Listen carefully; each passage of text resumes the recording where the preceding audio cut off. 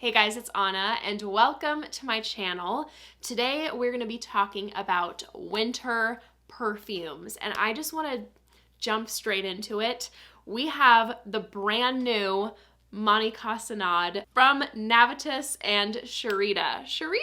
Our girl Sharita! I'm so happy for her and I was thrilled to see her making a vanilla fragrance because, like me, she loves vanilla. So I'm all here for it. This has a note of vanilla ice cream and vanilla caviar. And although I can definitely pick them up, it is not as singularly vanilla forward as I expected it to be because this has a definite toasted quality to it. Like I am getting the whole toasty, warm experience. It almost has a little bit of a smoky vibe. So this is a gourmand that isn't like so overly sweet and has more to it than it just being a vanilla. Like I definitely get a prominent warm amber wood and toasted toffee and brown sugar. So it's perfect for wearing in the cold. And this has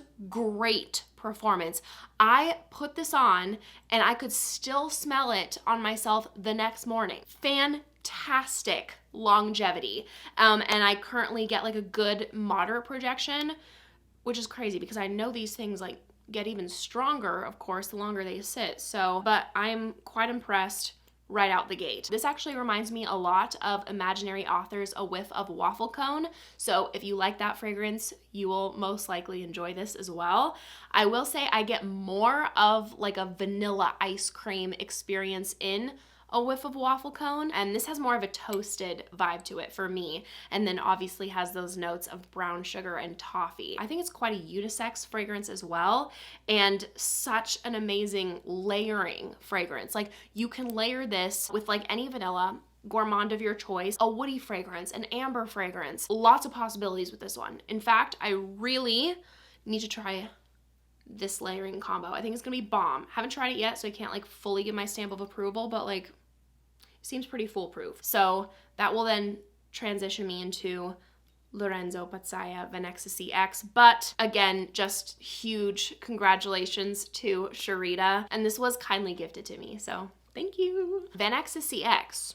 This is more of like your vanilla bomb forward fragrance. This includes, let me list it, bourbon vanilla, Madagascar vanilla, Tahitian vanilla, black vanilla husk, and vanilla pod. Not only is it a vanilla bomb in terms of the profile, but the performance.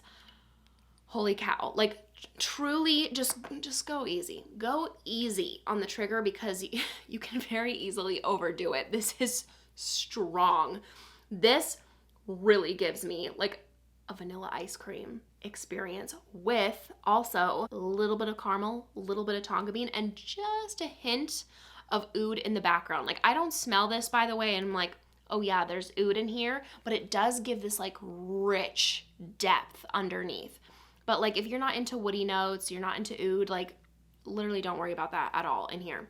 Also, it's not listed. I do indeed get this kind of like powdery, creamy, chocolatey undertone. It's not a vanilla you've smelled before. It's really, really well done. For the gourmand and vanilla lovers, just try it. Then we have Argos Dene. This one is unisex, but definitely leaning more masculine. This is a very refined, smooth blend of woody notes. We have sandalwood, gaiac, cedar, cashmere wood, but this has a very rounded feel to it. Like I don't smell this and get like dry wood or like lumberyard kind of experience, even though I like that as well. Out of the woody notes, cashmere wood being the most dominant. So it's a really smooth presence. And then this also has like a really nice soft sweetness from the cistus flower. It gives it a very comforting, approachable feel. There's also patchouli in the base with some like bright, fresh citruses at the top. I think this is a beautiful option for like a date night. It has a very sophisticated, polished, gentlemanly feel, and also would just make a good signature scent. And I get all day wear out of this with a stronger projection. Unui Nomad Sugar Leather is a really good deep gourmand for this time of year. Very smooth leather note. It's not giving a like leather jacket, leather car seats, something like that. It is a smooth leather, giving this a deeper vibe. This has caramel and cinnamon, so it's sweet and warm. I think if you like fragrances like Parfum de Marly Herod or Soradora's Mandorle, you would enjoy this. It's perfectly unisex, and although it's not listed, I feel like I do pick up on like a tonka bean and like a woodiness in the mix as well. It does smell more complex than just the notes listed. I think it's really sexy. It's perfect for going out, but then it also has this warm, cozy feel as well. Born to Stand Out, Drunk Saffron. This is so good. Oh my gosh. If you are someone who wants like the niche experience, you don't want anything linear, you want something to be giving throughout the day, try this. Like, definitely give this a sample. It's so powerful, so unique, and it has this dark femme fatale vibe to it, even though it is unisex. This has saffron and cognac as main notes. Like, sexy, sexy stuff. Dark, alluring. It has a very like mysterious character as well. There's a nice deep plum and a dark vanilla that in the opening smells like vanilla extract, and then it becomes like more sweet, creamy, smooth as this dries down. It has a very punchy opening.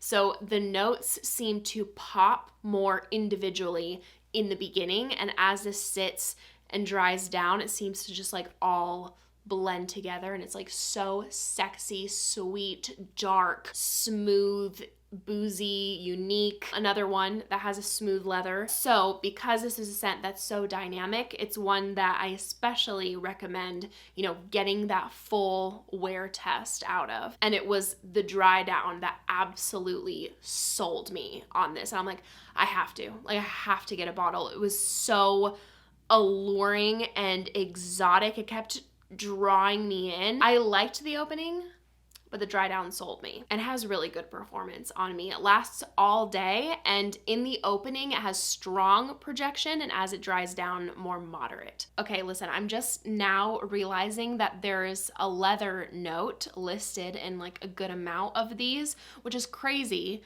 because like if you ask me like, oh, do you love the note of leather? No, I'm quite picky with it actually. Like I don't want like a leather bomb. Like once it starts to straight up smell like leather, like anything in that territory is a no for me. I need a smooth leather, a suede-like feel. And if it's done right, then I obviously, as you can see from the fragrances I'm mentioning, love it because I do appreciate depth in a scent, especially, I mean, obviously for this time of year, I'm reaching then for my darker profiles. So I say that because this next one also has a note of leather, and this one is gonna be the strongest in terms of the leather note. Room 1015 Cherry Punk Extrait. I thought that the original version was very good, but was actually too heavy on the leather note for me. And although leather is still a prominent note in here, it just feels smoother to me, and I can do the leather in here. I feel like they've amplified the saffron and the tonka bean a bit, because in the original version, it was like cherry and leather, like all the way for me, with like those being more supporting. It came across more like a bright cherry, and then as it dried down, like that leather really amped up. In here, the overall profile feels a bit darker, like a darker cherry in the mix, but it just feels smoother to me, and I can do the amount of leather in here. This is a seriously cool fragrance. The name Cherry Punk is perfect because it has this cool, edgy punk rock vibe to it. It's perfectly unisex. It just smells like a smoke show. I kind of get like the scene of where Sandy comes out in Grease and she's got her big hair, the red lips, the all black outfit. Very sexy and bold. It gives me like New York vibes as well. I don't know. Someone with attitude. I like it. This was recently gifted to me. It is absolutely staying. Definitely my preferred fragrance out of like the two cherry punks. This is like at the border of what I can do in terms of the amount of leather, but I do love it. I do. I think if you are bored with a lot of cherries on the market and you're like, I like cherry, but I need something different. Like, give me something different.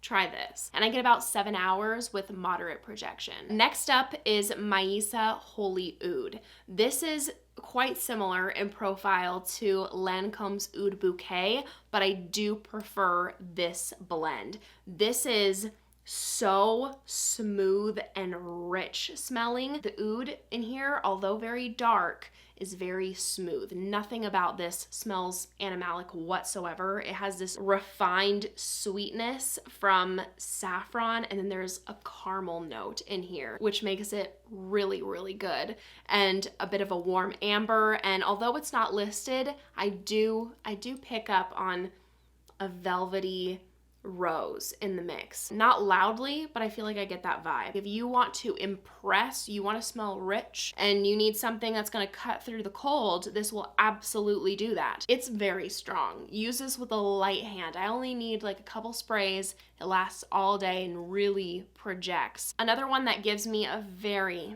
similar vibe. Not that they smell similar, I'm just saying the mood that they give off, the occasions that you would wear these.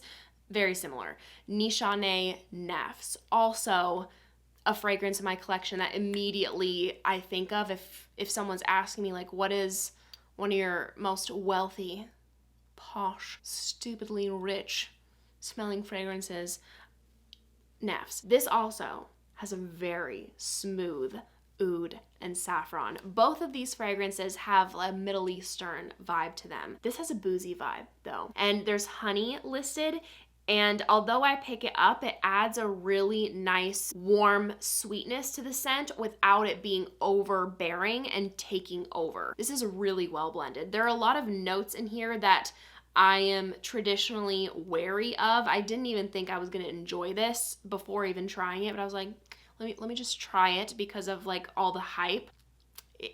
It's something you gotta try. It's got added sweetness from a dark vanilla. It's warm, ambery, woody, and a well-blended red rose, I imagine. And this has, again, incredibly strong performance. And the last one I'll mention for today is L'Orchis Parfum Liquor BPM.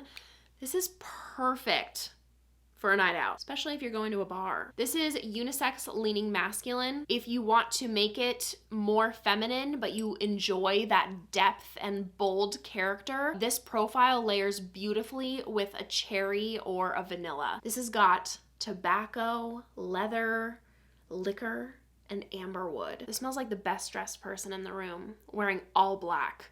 Very confident. It sets a scene. I feel like big money business deals are going on here. The person that wears this commands a room, and I really love the addition of a pear note because it seems to just soften a little bit these like very bold, dark notes, just a bit to give it more of a rounded feel, and it adds just a hint of a surprising twist to this profile. And another strong one.